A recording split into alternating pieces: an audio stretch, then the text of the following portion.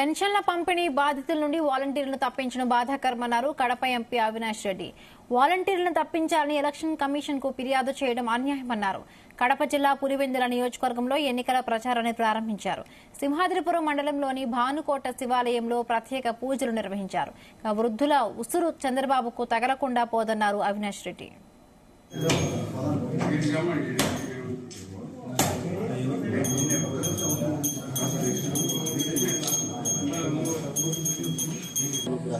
పరిపూర్ణ సకల బల ప్రాప్తి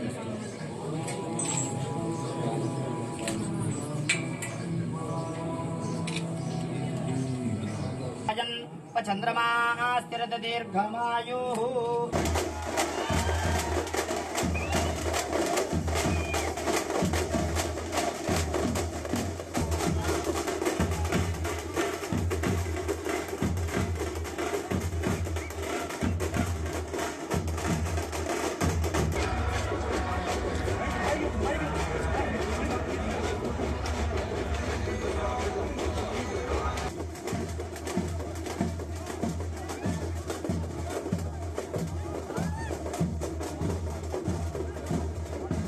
చంద్రబాబు నాయుడు నిజంగా ఏమనుకుంటున్నాడో అర్థం కాదు, కానీ ఆయన నిజంగా పల్లెల్లోకి వచ్చి ఇక్కడ పరిస్థితులు ఆయనకు గన తెలిస్తే, ఇక్కడ ప్రజల బాధలు, అవ్వాతాతల బాధలు ఆయనకు గన తెలిస్తే బుద్ధుండే ఏ ఒక్కడిలా చేయడు.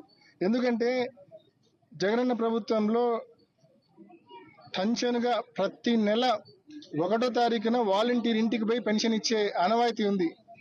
ఈ చంద్రబాబు నాయుడు పుణ్యమా అని ఈయన ఎన్నికల కమిషన్ కు పిటిషన్ పెట్టి వాలంటీర్లను విధుల నుంచి మరి తాత్కాలికంగా పక్కన పెట్టడము, అదేవిధంగా వారి ఫోన్లు, వారి యాప్లన్నీ కూడా మరి సరెండర్ చేయమని ఎన్నికల కమిషన్ ఆదేశించడము.